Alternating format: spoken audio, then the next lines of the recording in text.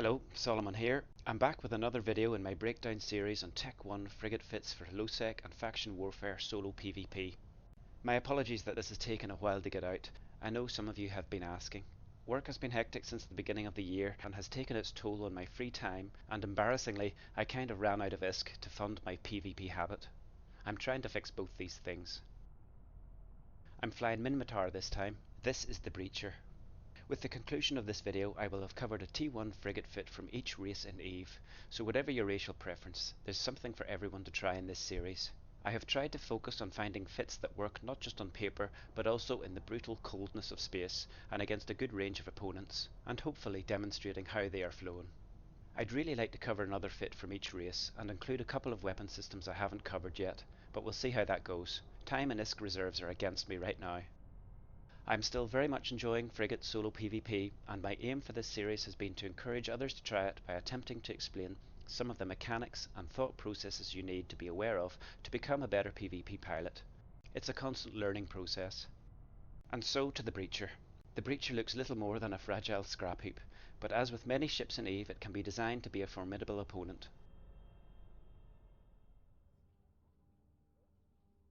A quick look at its traits and we notice a bonus to rocket rate of fire and shield boosting amount.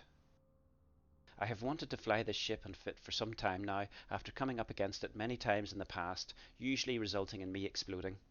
It's a fairly common fit around lowsec and faction warfare, its key component being a dual active tank split between a shield booster and an ancillary armour repairer. Let's go through it quickly. 3 Tech 2 rocket launchers in the high slots. In the mid slots, a Tech 2 1MN afterburner, compact web and scram. This is a tight fit on CPU, and the compact versions are required here due to their lower CPU requirements, and a medium ancillary shield booster, the first of our active tanks. Ancillary shield boosters work with cap booster charges. The general rule of thumb is to load the smallest cap charges possible in your ASBs. The trap is to think that larger charges give you more burst tank. They do not. The recharge amount doesn't depend on the charge size, so for shield boosters, always load the smallest possible charges to give the max number of cycles for your booster. I have Navy Cap Booster 50s loaded, which gets you 9 charges out of your ancillary shield booster. In the low slots, I have a Tech 2 damage control, a Tech 2 ballistic control system giving a further boost to our rocket's rate of fire, and the second of our active tank mods, a small ancillary armour repairer. The active tank on this ship is pretty awesome, and assuming you are able to get all your ASB and ancillary rep charges off without wasting any or over repping, it allows you to win a DPS race against other frigates, and even fight above its class. More on that later. I want to talk a little bit about the rigs fitted. I have chosen 2 small anti-EM and 1 anti-thermal screen reinforcers. These rigs help to plug EM and thermal resistance holes of the shield. Let me demonstrate an EFT. If you're not familiar with EFT, it stands for EVE Fitting Tool and is a great out-of-game tool for testing ship fits and sizing them up against potential opponents.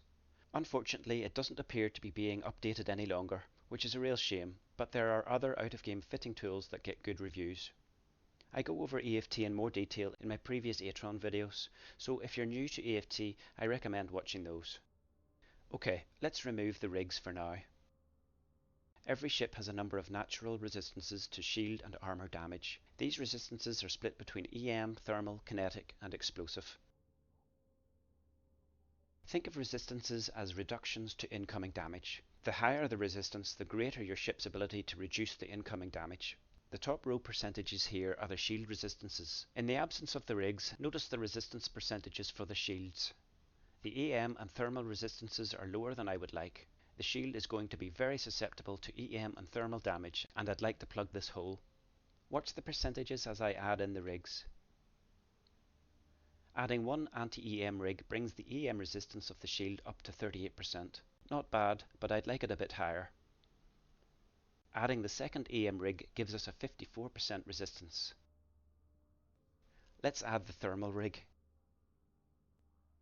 We have now brought the thermal resistance of the shield up to 51%. All shield resistances are now at an approximately even level. This feels good to me. A quick mention now on the ammunition I carry. Along with spare cap boosters and nanite paste for the reppers, I carry the faction version of the 4 variants of rockets: Mjolnir, Inferno, Scourge and Nova. Each variant deals a particular type of damage: EM, thermal, kinetic or explosive. This is useful to know as you will be choosing a different variant depending on the ships you're engaging. The reason for using the faction versions and not the Tech 2 versions is damage application. Tech 2 rockets, while dishing out the most damage, apply this damage less effectively against small, fast moving targets. As I'll be fighting against other frigates, small, fast ships by nature, using Tech 2 rockets would leave me at a disadvantage when it comes to inflicting pain. If you want some more info on rockets and damage application, I talk about this in a little more detail in my Kestrel video. One of the great things this fit will teach you is how to fiddle with your bits.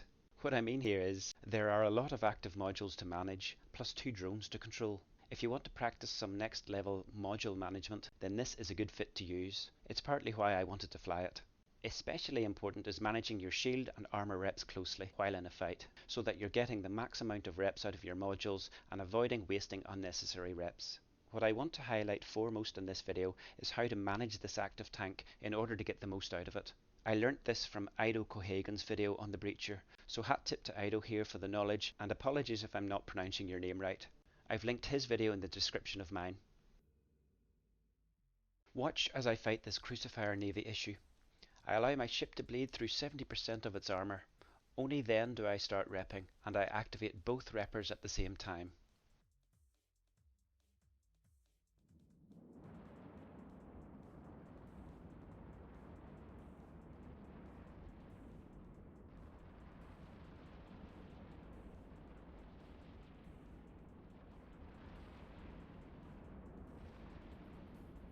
Unlike armour repairers, shield boosters give the boost at the beginning of the cycle time instead of at the end. As the shield booster does its job, it allows the ancillary armour repper to replenish the armour behind it. When both shield and armour hit points have repped up, you switch them off and repeat the process. Working your active reps in this way gives you the best chance of getting all your charges off without dying through reps.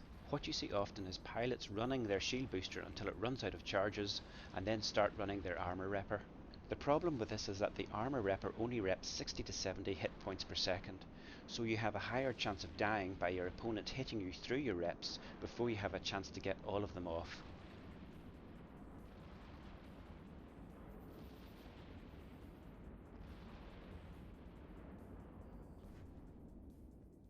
I'm about to fight a Tormentor here. I load Nova rockets against MR ships. In all probability it will be fit with lasers. Lasers track terribly, so the objective against lasers is to get a tight orbit to throw off the tracking of his guns, therefore lessening your incoming damage as he struggles to hit you. I'm sitting some 6 kilometers away from the warpin beacon, the point where all ships land within a faction warfare plex. I have my afterburner preheated as I normally do, though not really essential in this fight, but I was keen to establish my tight orbit as soon as possible. Not sure why I have my scram overheated here, there's no need for that. As he lands, I spam the orbit command, which has been set to 1000 meters, and kick on my afterburner. The fight begins.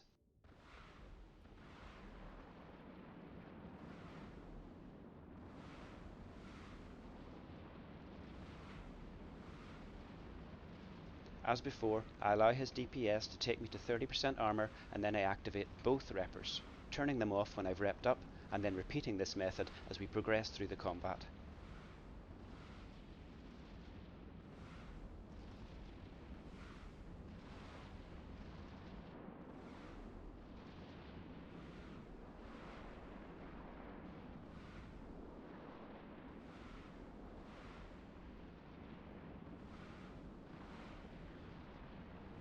This is one seriously tanky Tormentor. I check the heat on my launchers, I don't want to burn them out.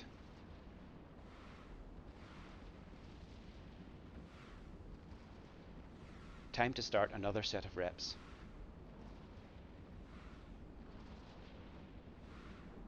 I over-rep here, wasting a couple of charges, but he's now in low armour.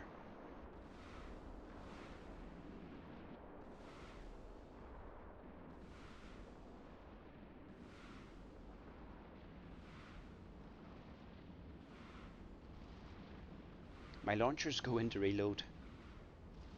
10 long seconds before I can start shooting him again. My shield booster is in reload and I have 3 charges left on the armour repper. As my ship starts to bleed into armour again, I'm hoping it will be enough. Launchers back online.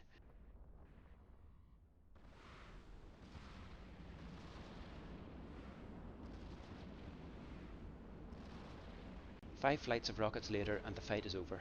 A great fight. That was one tough Tormentor. Checking his fit after showed me that it was capable of passively tanking over 7,000 hit points, increased by an ancillary armor repper at the same time. A good example of how well this dual rep breacher can tank. Yet, despite this great tank, getting punched in the face consistently with 250 plus DPS isn't going to end well. I take on this Merlin sitting in a faction warfare plex. I'm at risk warping into him like this, especially if he's dual web and blaster fit, which he turned out to be.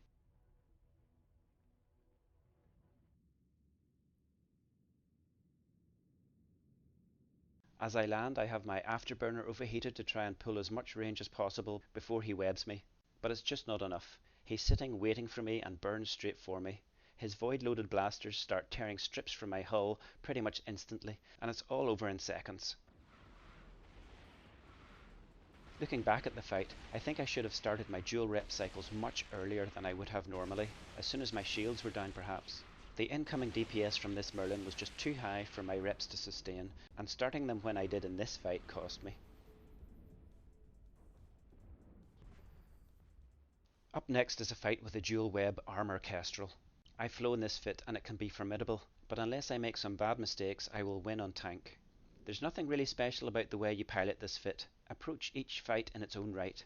If you're fighting blaster based ships, you want to be orbiting around 6 to 7 kilometers to mitigate blaster damage. Fighting rails or lasers, you want to be orbiting in close.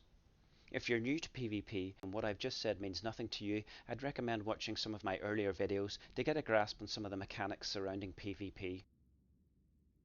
Against this Kestrel I have set an orbit of 1000 meters. No real reason apart from wanting to start the fight as close to him as possible in case he tries to run. He'll outpace me with his dual webs, and if I fight him on the edge of scram, he could easily bolt. I don't want that to happen.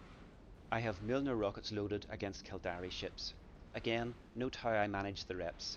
Let your ship bleed into 30% armor or so and then activate both reppers at the same time. Notice my badness at over-repping here. I definitely wasted a couple of armor reps by repping when I didn't need to. Still, there's plenty of tank left.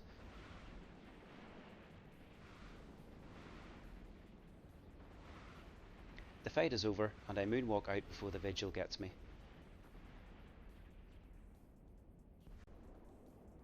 Tristans. I have a love-hate relationship with Tristans. You just never know what you're going to get with a Tristan. It's a very versatile ship. Could even be worth doing a video series on them alone actually. Against this Tristan some mistakes were made.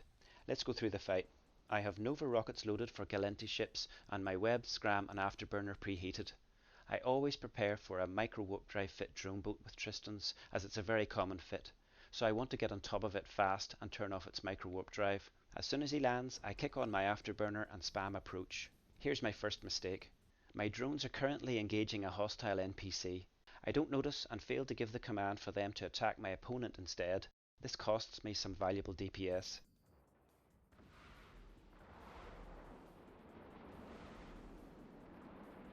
I catch him and start orbiting at 1000 meters, using the combat log and messages window to check his guns. He's using rails.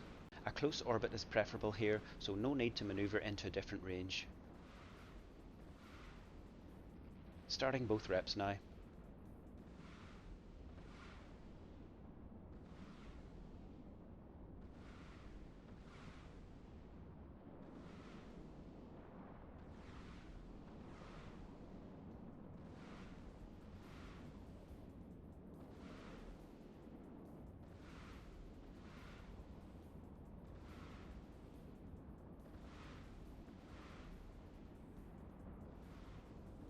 Here's my second mistake.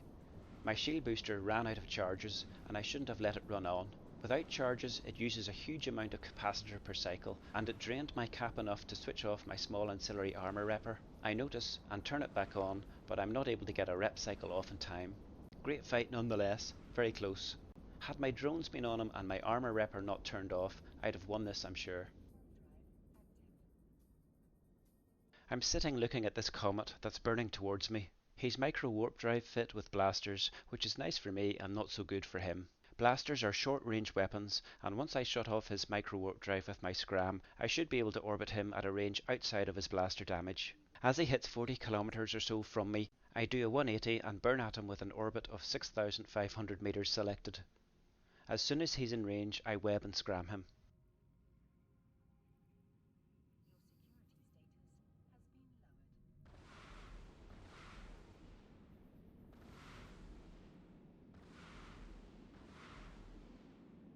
His fit makes this a pretty easy fight really. I'm only taking damage from his drones, which I can tank quite easily. Turns out he was dual prop fit, but he had no web, so even with his afterburner on, he has no chance of getting in range. It was a bad matchup for him. Navy Comets are tough, and before taking one on in this fit, do your best to get as much knowledge about its fit beforehand if you can.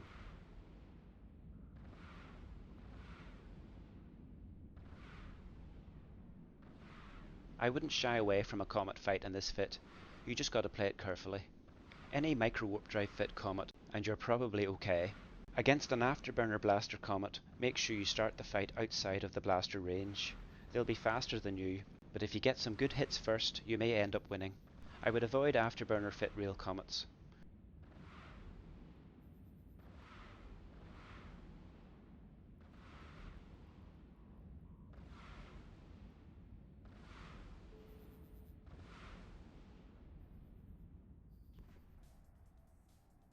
I see a Hookbill in a novice faction warfare plex and decide to take it on.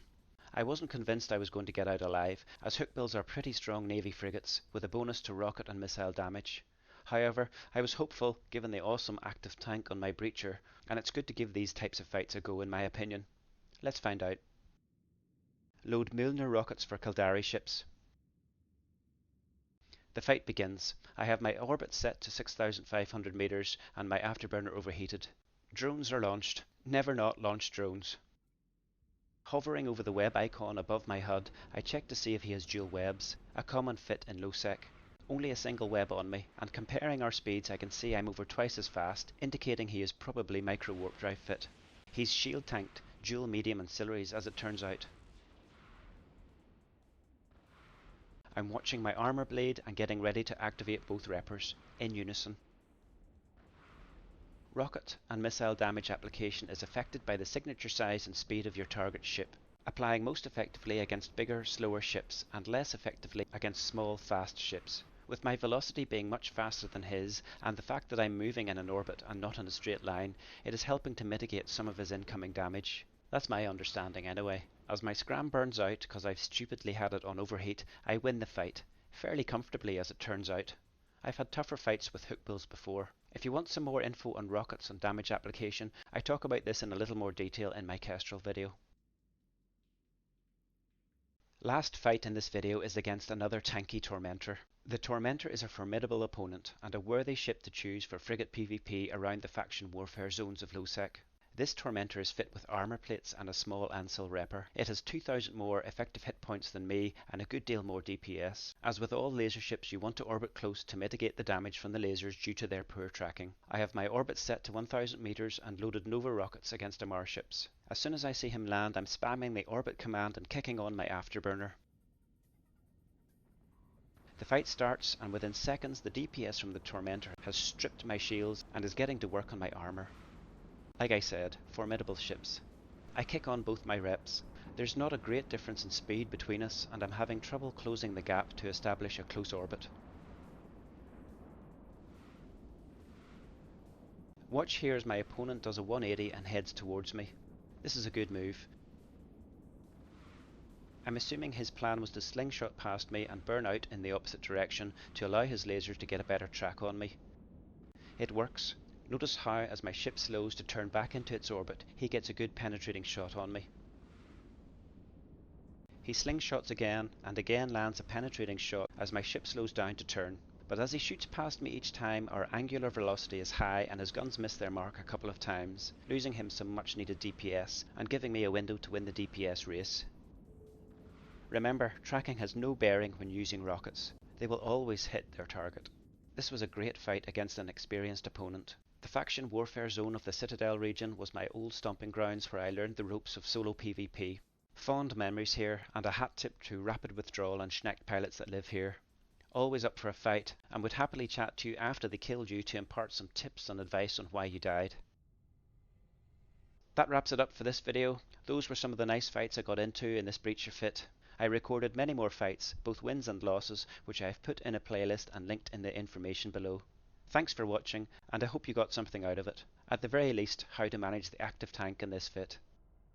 If you like what I'm doing here, please subscribe to my channel for future videos in the series. I hope to not leave it so long until the next one. We'll see how it goes. Fly brave out there.